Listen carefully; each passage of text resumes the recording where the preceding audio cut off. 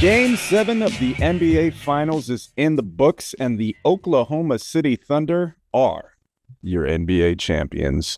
Staches and Glasses back in effect. Erik Fontanez here, your host per the usual, with my cohort, Jay Watts, Justin Waters, Justina Aguas, representing the 818 as he usually does, and as I used to do before I moved. Jay Watts. What's up? What's up, man? How's it going? It's going good.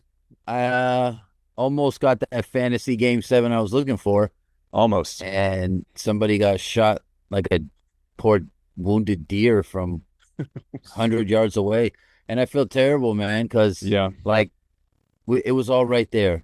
And all right after after Halliburton getting hurt like that and seeing it, you're like, geez, my guy was 30 minutes of roughly game time from putting win or lose, resting that leg and, getting into recovery mode. And then instead he's out for probably close to a year.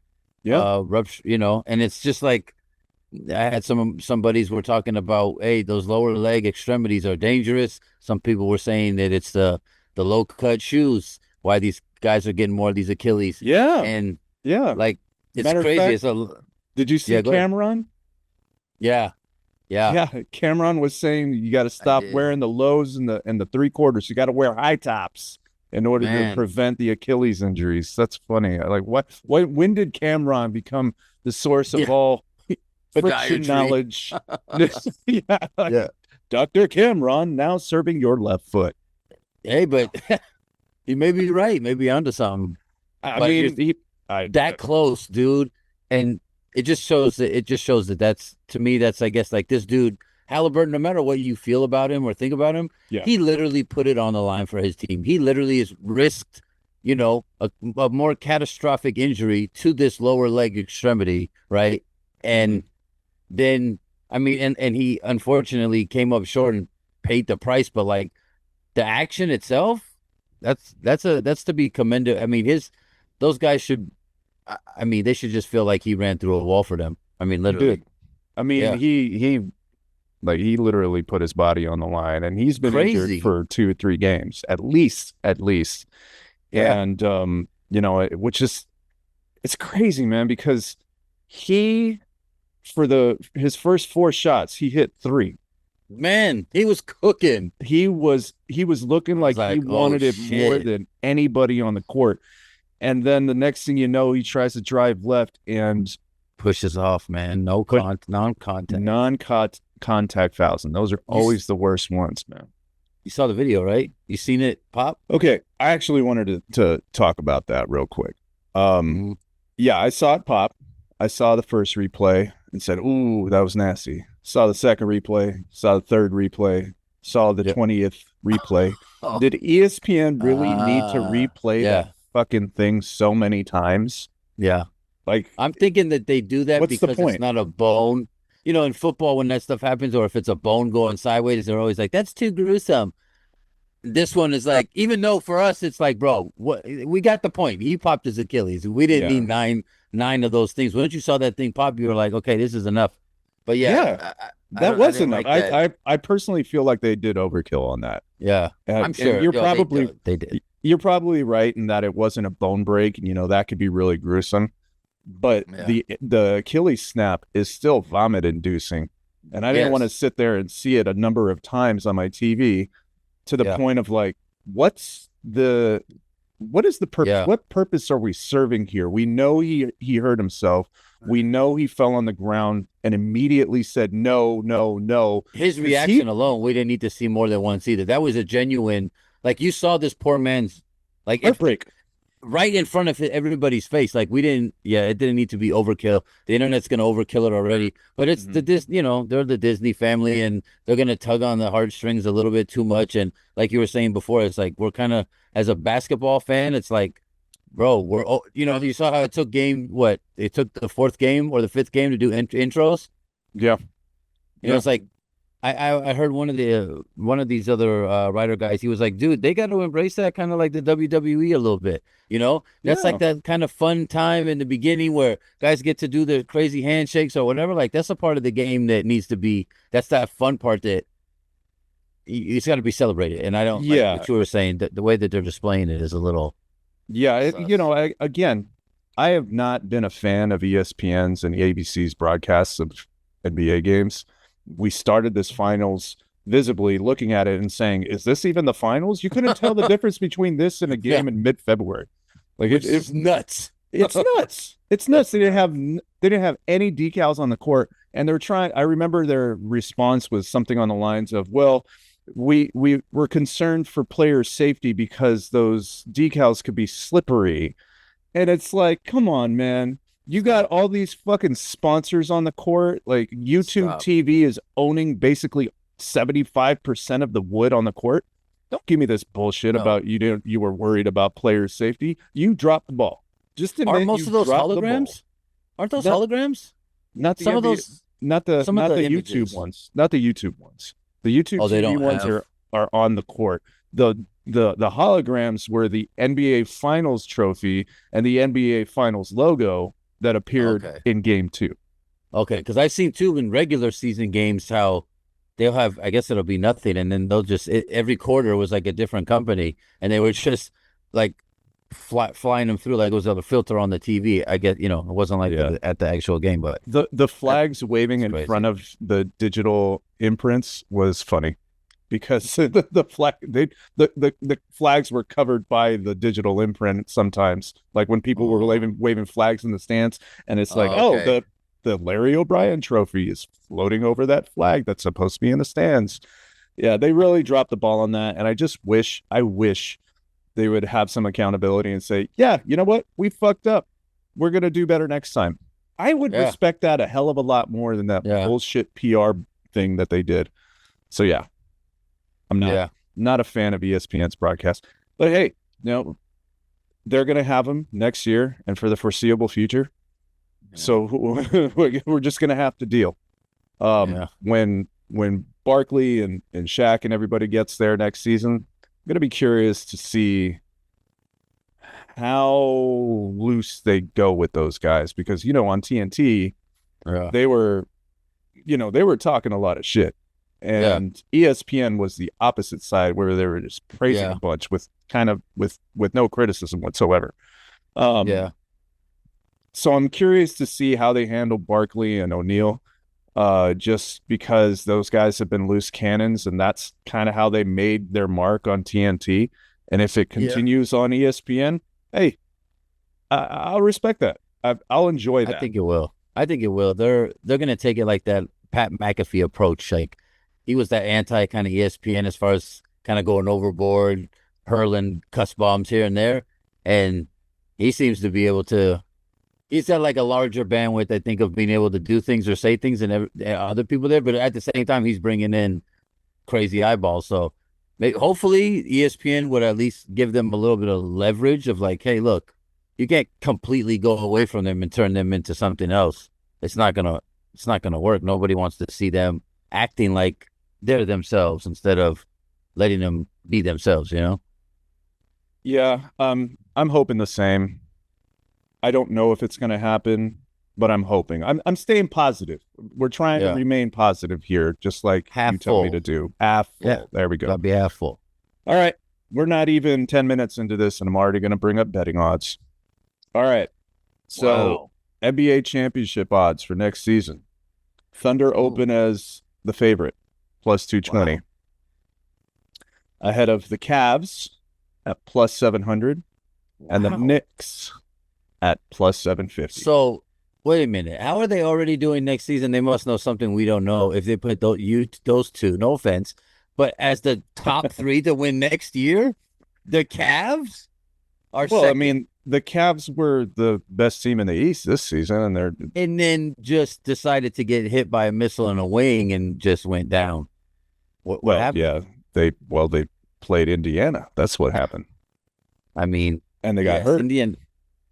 Well, so I don't know. Two small guards, something's got to give. Yeah, but yeah, those are your Thunder, or not your Thunder, but the Thunder. I know. Yeah. The former Seattle Supersonics are your NBA champions, and they're favored to win it again as a back-to-back champ. First time we'll see. I'm not ready for that. First time in a decade or so. Yeah, SGA Finals MVP, totally worthy of that. He showed up every game. He showed out and was unstoppable. Let's just see in terms of this game, 29 points plus 11, 40 minutes, only 8 of 27 from the field, though. Yeah, he didn't shoot. Yeah. He didn't shoot that great. But he stuck with the program. Everybody else, that's the thing is, after Halliburton went down, they were right. It seemed like a team effort until halftime. TJ came out, put on his cape, said, dude, hop on my back. Let's go. Goes on a crazy run, and then they go on a crazy drought after. Nobody else picked up the ball. Yeah, Nobody else took and did it. Naismith, 1 of 5, 2 of 5. Did Toppin score? I don't even know if Obi Toppin scored. He's been one of the most consistent bench guys. 0. You're not, dude. He can't have a donut. Your starter Naismith can't have 2 points. Like, somebody had to come back. I know Siakam was, normally he's that steady Siakam, and I guess the argument that people want is like, I want to see him level up. Hit the Super Mario mushroom and pop up. That's what I think that they're kind of look. Yeah, that's what they're that. Hey, got to be that next step. But he's been consistent. I can't be mad. But nobody else really grabbed the bull by the horns kind of thing. It was just TJ, and then they kind of left him hanging. So, in the first half, ultra competitive. Indiana was up 1 at halftime, and then suddenly the third quarter started, and OKC came out with a whole different energy. Clamps. McConnell was still doing his thing, but the Pacers went something like 12 whole minutes without anybody but TJ McConnell scoring for them. Yeah. I think they didn't score till 7-minute mark in the fourth or something. Yeah, 7.5 minutes in the fourth. You're not going to win a finals game 7. You wait the first 5 minutes and not even score. But OKC withheld that run in the third quarter, still kept it within 6-7, and then it was just they put them to bed after that. There was nothing Pacers could do. OKC just really clamped down on Indy. They did. I want to say that the Halliburton injury, shook them a little bit, maybe at the beginning or right after it happened, but they came. They still were strong throughout the first half, and then in the second half, it was like they all just checked out. They all just checked out. Let's see, the turnover count was insane. It was 23-8. 23 turnovers for Indy to 8 by OKC, and then what's even more telling is that OKC scored 32 points off those turnovers. There's your game. There is your game. Both shot okay from 3. 11. OKC got more shot attempts, right? More attempts, but they both hit 11. Okay. Yeah, I said that OKC shot moderately well, but they did it. They shot 27%, 11 of 40. That's awful. From deep, right? From deep, yeah. Rebounds were pretty close, 45-40 in favor of Indy. OKC had more assists, 70-20. So a lot of the stats were really close, with the exception of the turnovers. Indy just couldn't hold on to the ball. They were clumsy. They were taking bad shots. Too many times their offense looked like there was no fluidity to it. Guys were just standing around. Do you remember the inbound play? McConnell got called for 5 seconds. Yeah. And Mathurin was standing at free throw line extended or relatively close to there and just putting his hands up, not moving at all. Like his man was guarding him right there, and he's throwing his hands up. And when they got called for the 5 seconds, Mathurin throws a hissy fit like, you should have given me the ball. And it's like, you're not doing anything to come and get the ball. What do you expect the inbound player to do? I saw McConnell respond to him kind of like, I'm going to hold it. You weren't open. You gotta move. And that's just the thing. Like, too many times on offense, Indiana was just standing around and waiting for somebody to just try to take the ball to the rack and jump and kick. The same thing we always talk about, man. These guys fall back on, all right, everybody stand by the 3-point line. Let me just try to play hero ball here and let's get this win. And it doesn't work as often as these guys might like. No, they get a there was 2-pointer nothing first. Well, to their credit, McConnell was doing that.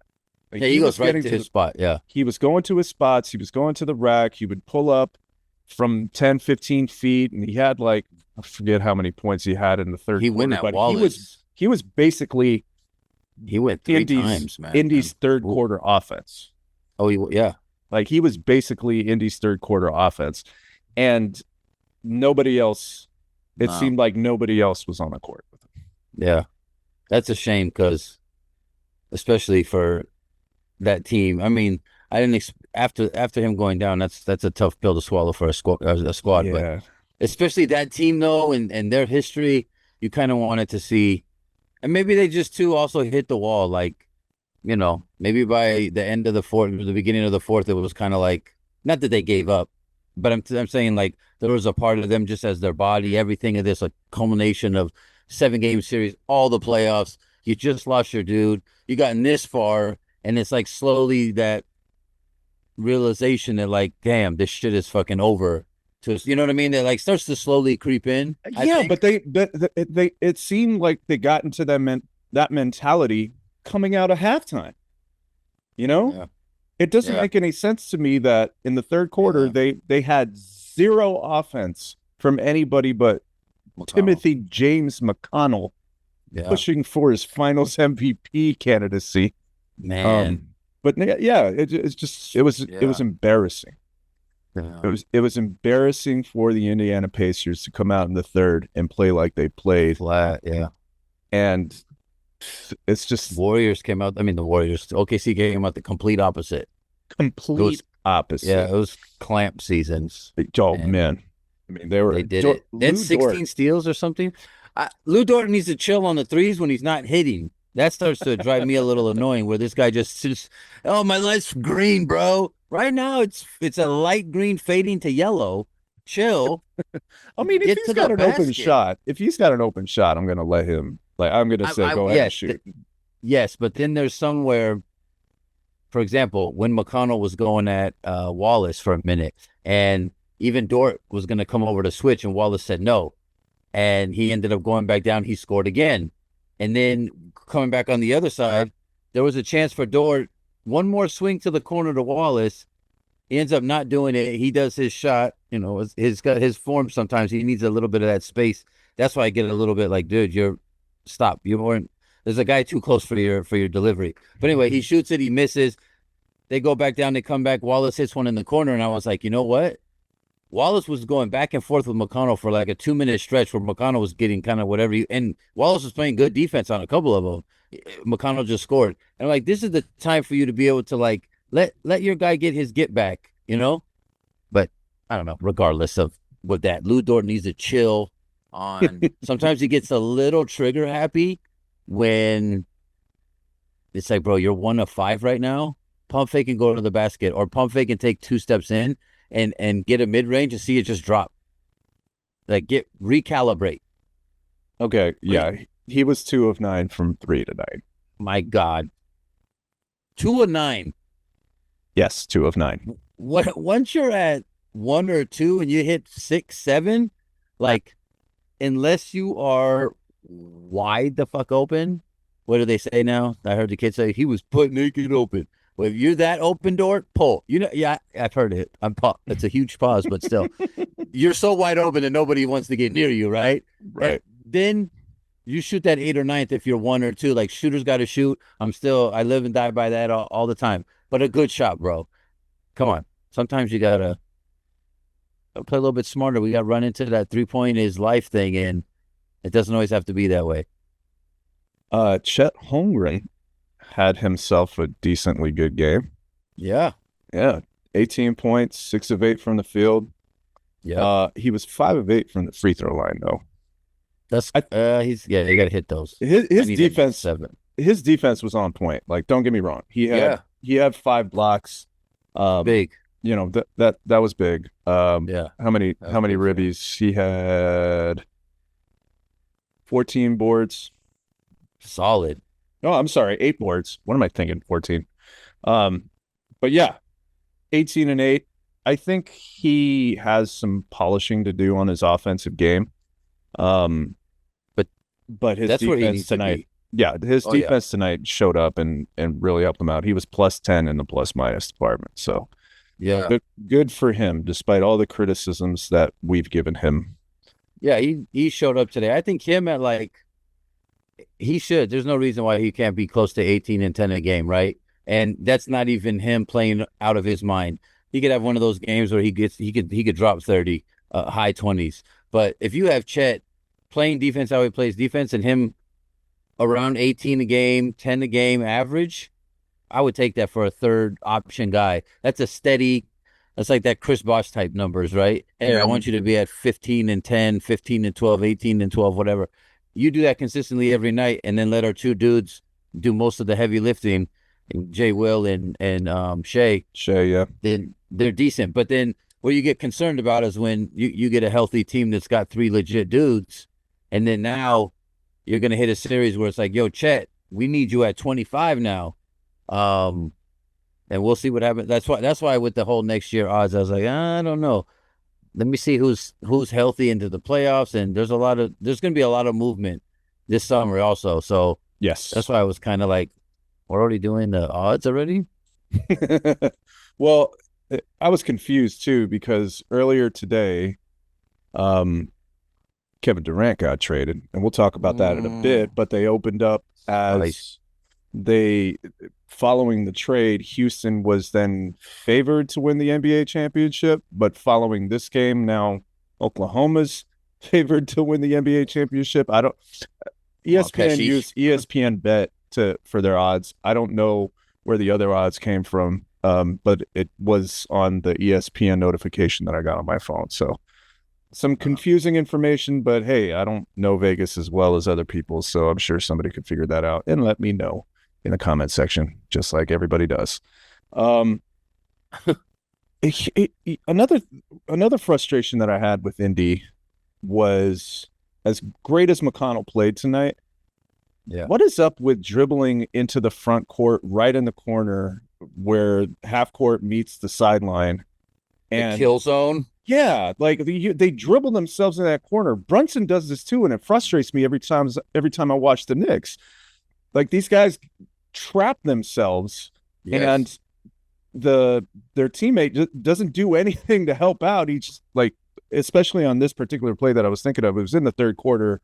McConnell dribbled it up into the front court. He got double teamed. I think Bradley was his teammate nearest to him, and his man came and double teamed him.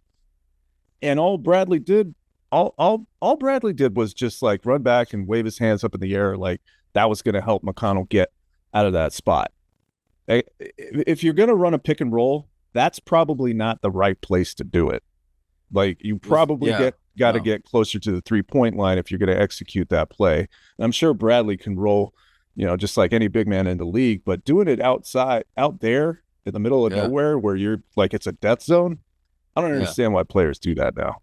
There's court awareness, and that dude, I mean, that's one reason why he's the end of the bench. I guess he came in before big guy. Dang, he was a Laker too. Anyways, I forgot the other big dude. But yeah, that's the kill zone. You gotta also know, where you're at on the floor, and those are like the little things, right? Those are the things that you tell kids, like right when you cross half court, don't be in this corner, you're gonna get stuck. Also in the other corner. All 4 corners of your half court are the kill zones. Try to stay away from that. Yeah, I saw the one where he threw it away and they ended up scoring on the other end. Yeah, it was either Bryant or Bradley. I forget which. One of the two guys that was there. But I also put that on McConnell for dribbling out to that area and just putting himself in a box to the point of giving another turnover. And speaking of turnovers, that 32 off of 23 turnovers. By the way, that first of all, that's too much. And to go back to one of your points earlier about steals, OKC had 14. Dang. They pressured them so much, and they coughed up the ball and took it away from them. Steals. That is a lot of steals in the NBA game. Jesus. Yeah. 14. In a game 7, mind you. Yeah. Last place you want to do that. Of course, you don't want to do it in a game ever, but Game 7 probably not going to go very well for you if you have that habit. So, did you at any point in the second half think Indy had a chance? Because I have my thoughts on this, but I want to hear yours first. I thought I wasn't going to completely count them out until it was like fourth quarter, 6-minute mark, 5-minute mark. They weren't really scoring, and then you're like, oh, they're not gonna give up. I didn't think it was gonna be one of those put the red flag, the white flag up. But I thought after they hit like 5 minutes, I was like, there's no reason why Oklahoma should lose this now. So to that point, but you want to give them that. But again, they didn't have their number one conductor, so I wasn't as nervous not having Halliburton in the mix, and especially how he started. To imagine in the fourth, if he was still rolling, how cool of a game it could have been. That's where it's going to be like, yeah, it wasn't. I wanted the fantasy. I wanted the Game 7 back and forth, and then whoever really has the ball at the end, And Halliburton came out cooking, and him going down. Yeah, man, they weren't as dangerous. They weren't as dangerous. I'm not a Halliburton guy. I'm not an Indy guy, but I was legitimately sad to see him go down like he went down. Yeah, that was terrible. And immediately, his immediate reaction was just screaming no. Like he knew exactly what happened to him.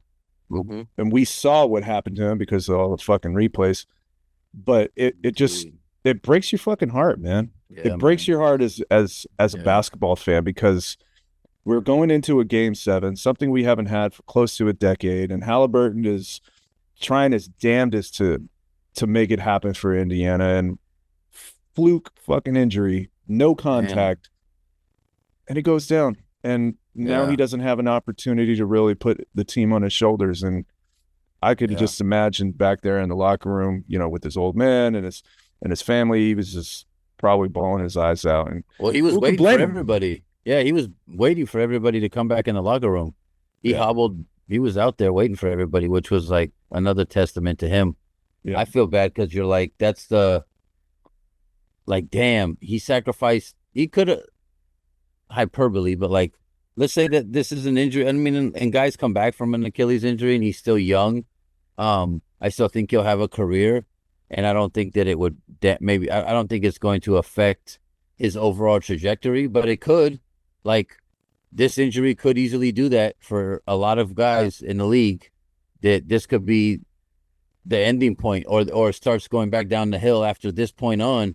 And for him, playing hurt, and he was like, dude, if I could walk, I'm going to play.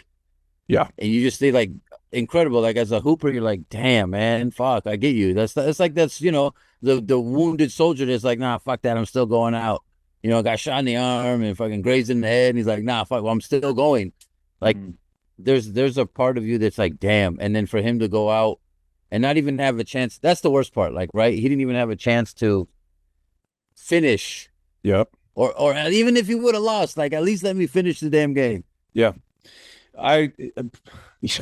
Part of me was hoping that he would pull some sort of Willis Reed type of comeback and hobble him back onto the court. But of course, like, nobody would ask that of him. I wouldn't even ask that of him. Like, but I know how badly, you could tell, I know how badly he wanted to get back out there, and he wanted to do his thing and try to get the chip.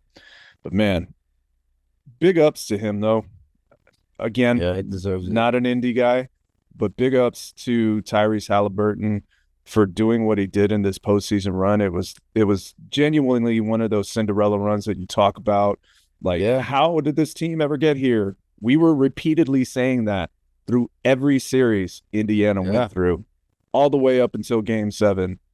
And it ended the way it ended, but we're really and history doesn't tend to remember the losers. Like, Indiana is the loser here. But I think people are going to remember Indiana's run as one to say, wow, this team, with everybody downing them, still came through and did this kind of damage to all these different titans in the league. Yeah. Lots to learn from this team. Yeah. A lot to take away. Yeah. Yeah. So again, kudos to Indy and Halliburton. Hope he heals quickly and soon and is able to get back out there. But you know how Achilles injuries are, man. They sideline you 9 to 12. Yeah. It's like a prison sentence when you want a ball that bad. Yeah. And you're locked down, not able to do any of that shit. Yeah. So what are you thinking? OKC repeat, or what are you thinking? Nah, they're not repeating, dude. Too much movement, too much in the air right now. NBA is about to turn into a telenovela this summer. And the next week is the draft is Wednesday. And we already got some movement happening. I feel like there's going to be a lot of movement. Cooper Flag is going to Dallas. For sure, yeah. For sure. Nico can't fuck that up. Yeah. Real quick, what I somebody had put out on Instagram, I forgot her name. But she said, talking about Luka when he was in Dallas, and that Harrison, because he had the calf strain, and I guess he was getting frustrated, he wasn't coming back fast enough, and then he was milking it, he's lazy, all this stuff, right? And they fired they had one of the best trainers in basketball, fired him because he was saying that, like, oh, you're enabling Luka, this and that. And she had pointed out, hey, she was pissed off about how Halliburton was able to play, being so hurt and whatever. It was almost like that's the other side of Luka's trainer back then. Obviously, it wasn't in the playoffs during the finals, but when his leg was strained, he had the same situation that they really scaled back and went slow. Luka's physical trainer. Who is this person supposed to be that you saw on Instagram? Are they with Dallas? No. She's like independent. Actually, she used to be on Cameron show sometimes. She was like I'm gonna text it to you later, and then you can add it to her. Trissa something. But she's hilarious too. She's great content. Everything is sports. She's always got like an interesting a take, and she just kind of pointed out, like, look, this is the two sides of an ankle strain, right? And how, in one sense, Luka's trainer, everybody say, hey, we're gonna slow down. You want to take this easy? And she was comparing the finals last year, their run, and this and that, and just how it was handled two different ways. And like, Nico's an idiot, basically, was her. Was at the end of it, and I was kind of like, we knew that. So he's not messing this up. He's taking Cooper Flag. Oh yeah. Who's going the movement after? One of these high draft picks is his agent is an old player's dad, and he hasn't talked to any's team. No, Knipples. Yeah, that was Flag's teammate at Duke. Oh, he's nice too. He was nice. That guy can play. Where's he? He's in the draft too, right? Yeah. What's he projected? Con Knipple. I think he's projected top 10. Yeah, I'm going to thoroughly enjoy saying this. Yeah. Knip for 3.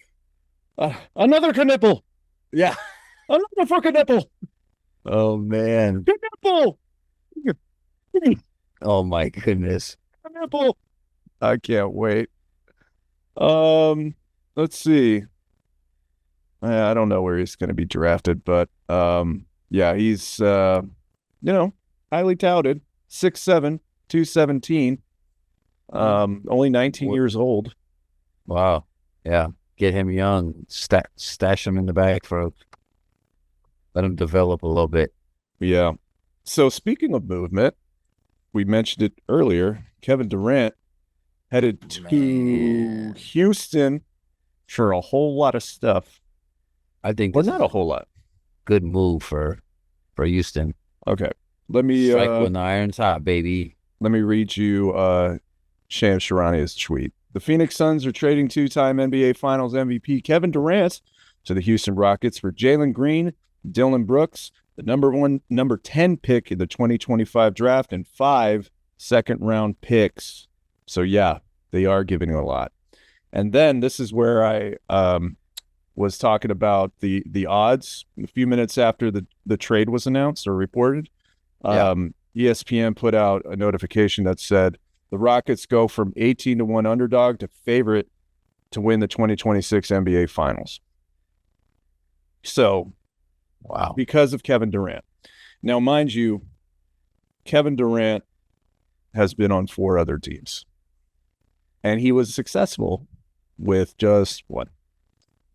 And it seems that every time he goes to a team, it ends in some sort of way where Kevin Durant wants to leave because of the organization. And at that point, I start questioning, is it really an organizational problem or is it a KD problem?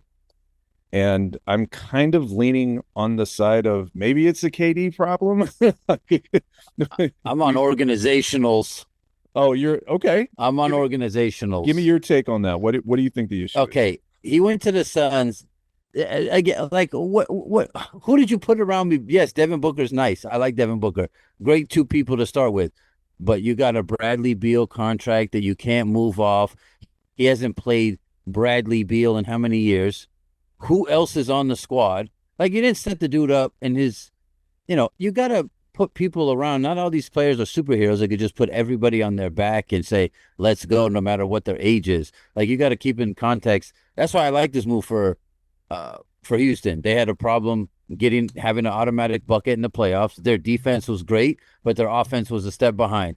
Now, you get rid of Dylan Brooks. His offense was whatever, pedestrian to me anyway. Cool, that's gone. You have Jalen Green, huge talent, huge upside, a lot of talent, a lot of upside. You're trading that for KD when you see what, I mean, to be honest, you don't have a long leash in the NBA. He did playoffs this year. He struggled. He did not play great. Regardless if it's deserved or not, because he's a young dude, give him another year, give him some more time. The NBA moves way too fast, and that window is open, and it's like, yo, I'll easily get this guy out the way to bring in this older dude who's a bucket, and I still have all my defensive guys, and I didn't give up Reed Shepherd. I didn't give up Tom. Obviously, they weren't giving up Thompson. Didn't give up Tari. Still have Cam Whitmore. Still got Steven Adams. So this team, like, I feel like that was a great for them, and in trying to capture this, 2-year window of what you feel you probably have KD at. I mean, I think it's a good look. Yeah, and the Rockets still have the following future first rounders: 2027 Suns pick, 2027 Nets or Rockets pick, whichever one is most favorable. The 2028 pick, 2029 pick from the Mavs, Suns or Rockets, two the most favorable.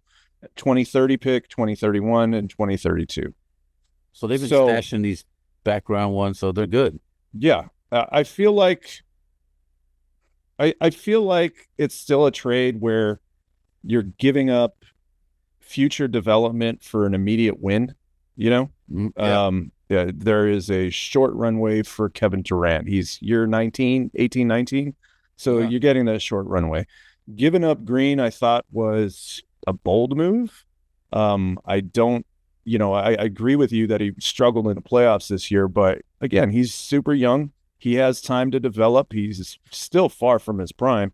So I feel like Houston, with the team they had, could have developed into a Western Conference juggernaut eventually. Now it seems like they're trying to get a win now, and they're gambling on their future. Like, they're saying, okay, we got all these picks, we're going to be okay. But sometimes those picks don't work out in the end. I don't know. It'll be interesting to see. I think Houston's going to be one of those teams that's going to be fun to watch next year, just because they have KD and Red with them. So, yeah, it's going to be a fun one. I know you like them. Because they still got a lot of young guys. Yeah. Because you're friend of the show. Oh, baby. End of the show. To the show. Sorry. Can't wait. Hey, it's going to be fun, buddy. I know he's so excited. He's got to be excited. I haven't even reached out yet to Mom T. I'm letting everything breathe. I'm letting him celebrate, have a good time. I think they were in Africa anyway. Oh. Yeah. But once we have camp, hopefully he has camp again out here. Like he had last year at Victory Vineland. Going to be a little reunion, and it's going to be cool.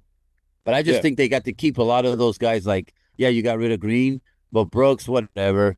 And it's like, is that gamble worth it to wait 2-3 years or 3-4 years to hit the peak of all your young guys? Or it's like, hey, young guys, they're all. I mean, Reed Shepherd, obviously he's a rookie. Cam Whitmore's in year 3, because I think we could have had him, but we didn't pick him. We picked.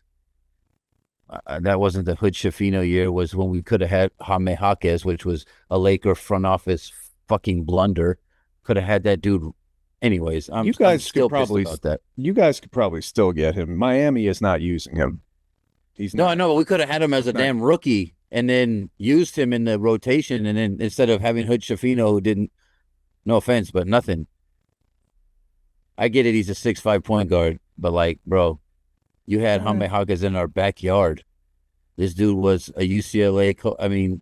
I just think that would have been a nice little. Anyways, I digress about our old front office stuff. Now we in the money. Ooh, is that the Deion Sanders song?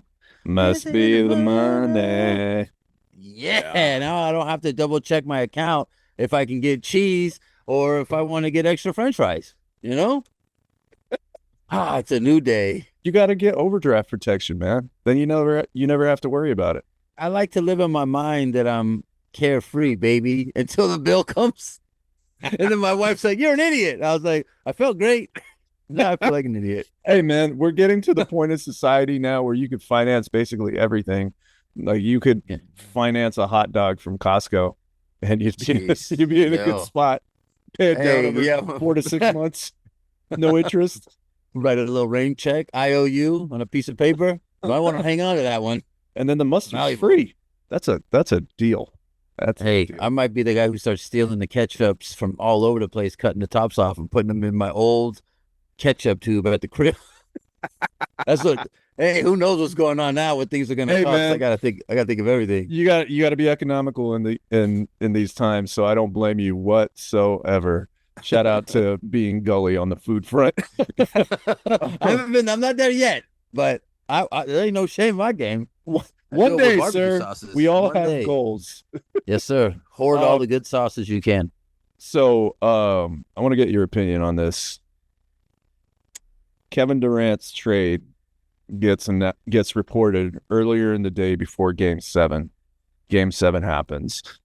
Did that take any focus away from the game? And do you feel like maybe that was strategically on purpose because Durant was trying to get some light?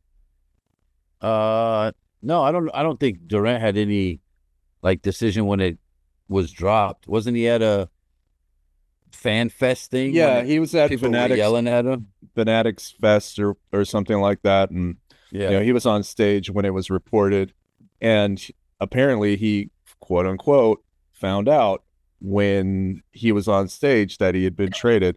But the look on his face was one of, the looks that people give when they know shit went down. I'm sure that maybe he was like, somebody probably was like, "Hey, that's going to get announced soon, but we're working on the deal, blah, blah, blah." Pretty sure he was privy to it, but I don't think that he had some elaborate thing to "Yo, check the lights going to be on me, motherfuckers, fuck the Game 7. I don't think it was all that. But I didn't care because as a fan, you're like, "Oh, this is cool. We got something to talk about."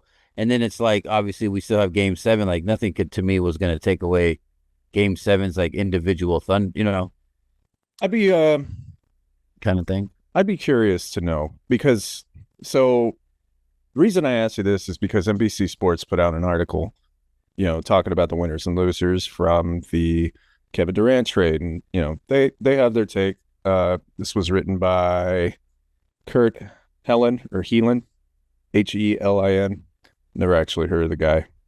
But he said the winners Houston, the winner relatively is also Phoenix because they're getting a lot from Houston. Yeah. But the loser they're saying is Game 7 of the NBA Finals. And one of the things he says here is, I guarantee you this, the story you are reading now will draw far more eyeballs than the stories later tonight out of Game 7, regardless of what happens. That's why I asked. No, I don't know. That guy sounds like a little bit of a Debbie Downer. Jesus. Well, why when I read my article, it's going to have everybody all feathers up. Bro, calm down. Maybe you're speaking to the small-minded fans or easily distracted, like half of our society was like, something sparkly, sparkly. Look at the shiny thing. Yeah. Man, get out of here. No. The more basketball news I can get in the summer, this late into the year, and especially now that it's over, man, show me the money. I want to see it. I want to hear it. By the way, Deion, that song, what Deion wasn't even singing. He was mumbling. Yeah. Groaning. Hey, at that time, be the money. That's all he needed. That's all he needed. But man, do you remember the music video? Yeah, wasn't it him? You know, a lot of flashes by him with the glasses. Yeah, he had the Jerry curl going. Like that was classic. What a time. That was a time. Early 90s were great. Dude. They were so great. Golden era. It is. By the way, man, notice the hat? Wu-Tang? Yeah, you went to the concert. Every time I saw your story, I was singing Tiger Style. Then I saw somebody else did the same one, and I was sat there and I was like, I tried to vicariously live through you guys for like the 30-second, 45-second clip. But dude, yeah, how cool was that? It was amazing. That was a bucket list thing for me because, you know, we've been Wu-Tang fans ever since we've known each other. That goes back 30-some years. And I've never seen them live before. Never. And I feel like I should have done that many, many moons ago. So this past week was my birthday, and my wife bought me tickets as a gift. Big shout out to Tabitha for that. Yeah. And we went, another buddy of mine who's a big Wu-Tang fan, he came with us.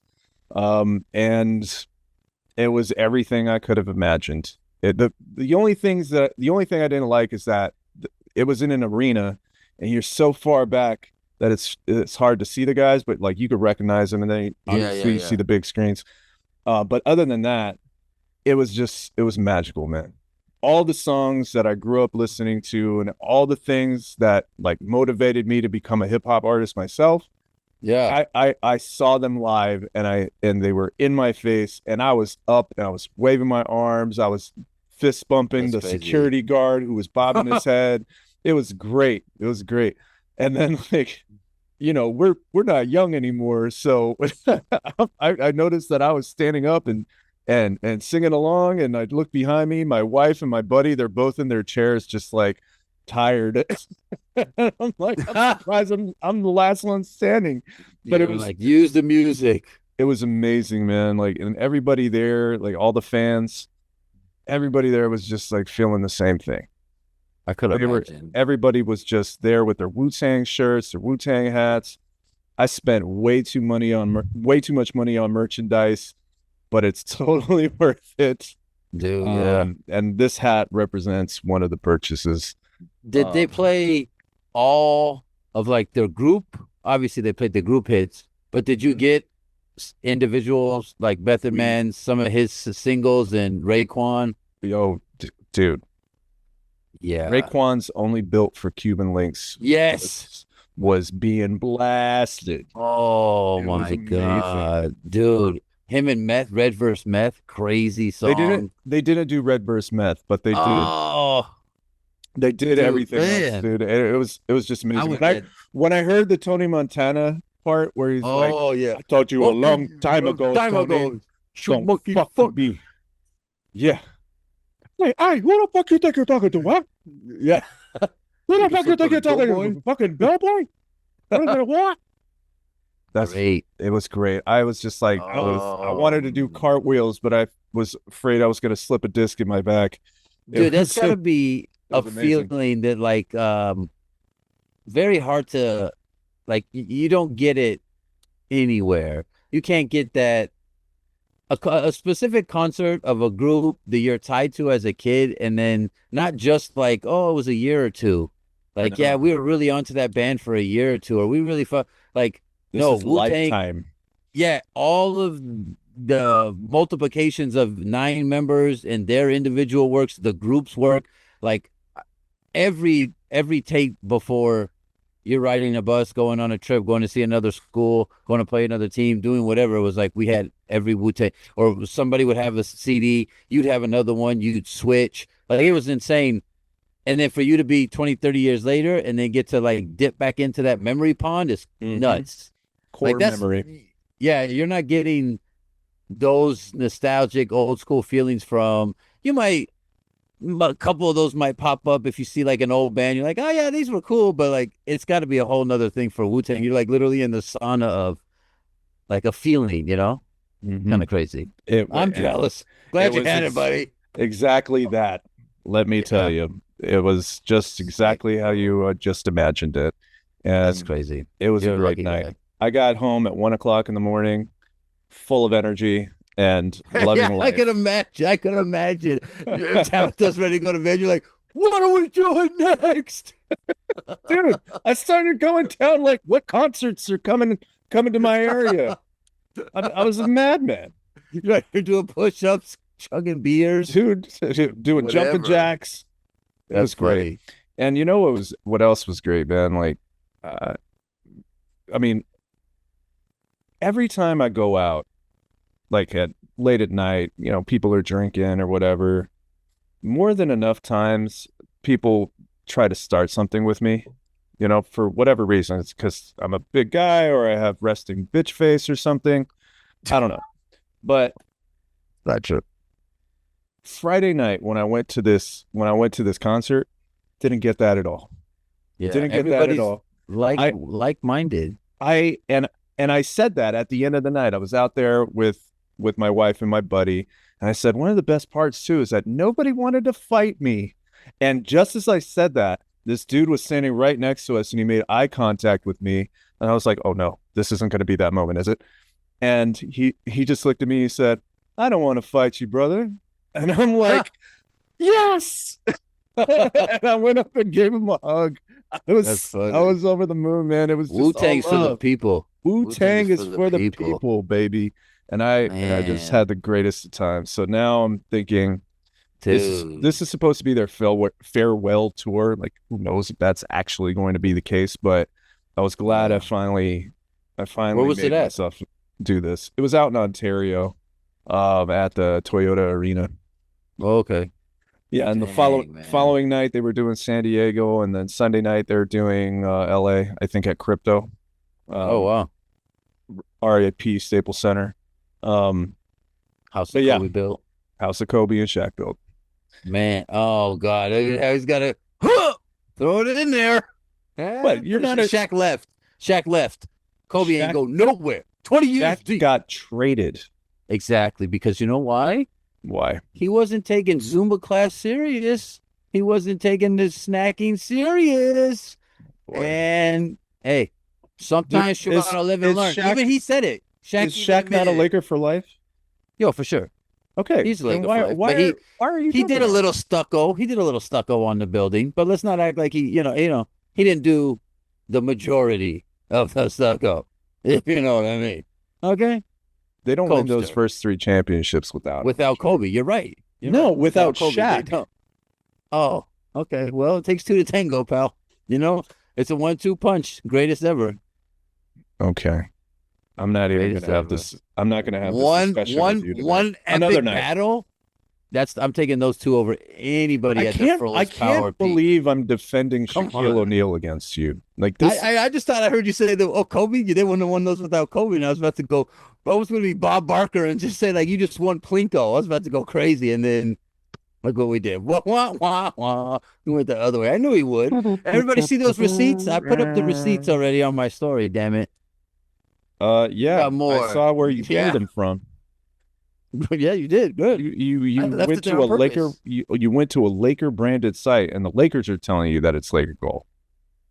Yeah, because they took that Pantone and they stamped that bitch, and then I took it off. They took yellow. We're not going to do this again.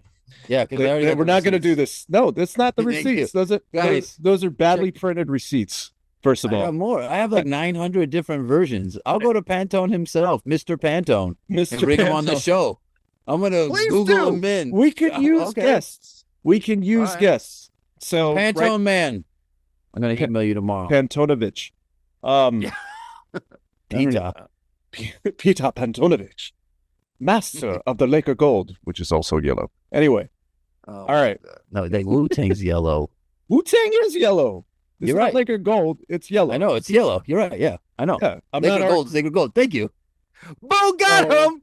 Hey, no. Get the rewind the tape, baby. Edit that. Put it together a bunch of times. Hey, edit that. I want a lot of little squares of those put together. Thanks in the morning. What are you talking about, sir? What are you talking about? No. Okay, send it to me. I'm going to figure out how to do some sort of editing. I'm going to record off the main one and chop it up on my own little iPhone. It may be blurry. but it's still gonna be there, baby. What are you talking about? Our clips are already blurry because I don't cough up the amounts for professional. They can see enough of. We look good. It's that skin glistening. Mine's just a little bit tomatoey. I'm sorry, it's summer, guys. I refuse to put the shit on. By the way, are you gonna post that tomato picture of you on social media? I'm curious. No, that's not me. That's you. Wait, did you give that to AI again? Yeah, I did. She's making me look bad, bro. What happened to my beach body? I got to get her a better angle. Better angle. I'm over here looking like a fat does a tomato look like a beach body? Well, maybe, but you could at least add a little curves. Like maybe you got squished up in the crate and one side's a little skinnier. Dude, the AI system took your face and put it on the tomato head.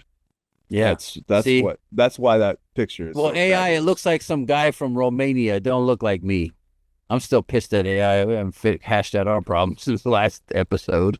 I'm gonna go touch grass after this. Well, I mean, after this, we don't have any NBA basketball to talk about. I mean, we could probably talk about the draft next week, but other than that, it's gonna be slim pickings. What are we gonna do, man? Oh, right here. Oh, what's that? What's that? Movie list. That's a movie list? Are you contributing to the summer of movies? I did. I started to go a little wild, kind of jot down some stuff before it slipped my brain. And then, I'm trying to... Give us a little preview. What movies are you listening to? Okay, well, there's going to be a section of, like, movies of good, like the great movie, a good movie. Like Dark Knight for me is, like, one of my favorites, right? But then there's comedies. And then we have, the mob movies. Mm-hmm. I got a bunch of those I put down. And then there's Fed movies. There's sport movies. So right now I got a whole bunch of some stuff I put on here. I got Encino Man. I got Back to the Future, of course. Great. I got stuff like Black Knight. Have you seen that? No. With Martin Lawrence? No. Sleeper comedy. Okay. Sleeper. Martin Lawrence. Obviously we got stuff like Goonies, Above the Rim, Juice. There's like Top Gun, Field of Dreams. Let me say real quick. Goonies, is that an all-timer for you? Yeah. Oh, yeah. Okay. So here's something. True Love. That shit too is just automatic. Here's something that might be a little controversial to you. Not a big fan of Goonies. No, why? What don't you like? Are you breaking it down psychologically from an adult perspective? No. Or are you still holding on to the kid, just cool adventure part? That's where I'm always at still with it. That was Hook for me. Hook was for me. Yeah. Hook was good. I liked Hook. But Goonies was like, yeah, that's from our childhood, but it never really resonated with me the way that it seemingly does for everybody else. So I don't know. Yeah. I like the whole little adventure that they go through, and some of those dudes. I like the Pirates theme too, with the West Coast, even though it's Portland, keep Portland weird. What else we got? Money Train, classic for me. You haven't seen it yet. I saw it. I watched it. You did? I did. A couple weeks ago, I sat and watched through the whole thing. Great movie. All right. Yeah. I'm part of the cool kids club now. We're in there. Tropic Thunder, buddy. Napoleon Dynamite. We have Scarface, Casino, The Town, Bronx Tale. Man, you got a whole bunch. All right. Well, we're gonna have to do a Summer of Movies episode together, maybe several, because we need to make content. The interwebs require us. Yeah, I love to make fun of some movies and characters. Oh yeah, it's gonna be a fun one, but life. Yeah, we just got to put them in the right categories. Fuck that. Put them in the right categories. We're making fun of them.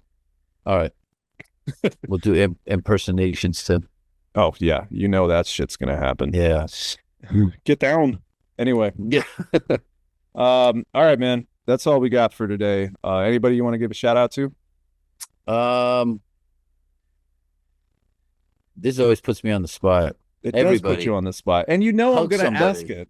I know. I never prepared. Actually, it's just to everybody. You never know what someone's experiencing or kind of going through. Just don't be an asshole, Say hi. Open the door. You never know how far, like, the dumbest shit it seems goes and resonates with other people because everybody else doesn't do it. So sometimes if you just do a little something, not give nothing, just even eye contact, a head nod, whatever, you never know. That's it. Like with the homeless guy you had that, or not the homeless guy, but what are you talking about? Didn't you have a encounter with the homeless person? He said something to you, you were having a bad day? Oh, no. Yeah, I wasn't having a bad day. I was just walking by and he said, "Hey, that's a cool hat, man. Where'd you get it?" Yeah. That was it. But I wasn't having a bad day. It was nice to experience that. And just walking down the street, I was going on one of my daily walks because, cardio. And I was wearing a hat, and the displaced gentleman said, "Hey, that's a great hat, man. Where'd you get it?" And it was just like nice to have that kind of interaction. Yeah. Positive. So, keep it moving. Pay it forward. Yes. Pay it forward. Yes. Half full. All right, man. We're going to get out of here. Stache Gang, thanks for mounting up. We'll see you next time when we talk about the NBA draft, maybe some movies, maybe talking some shit, maybe doing some voices. Until then, we'll see you the next time we are on the Staches and Glasses Podcast.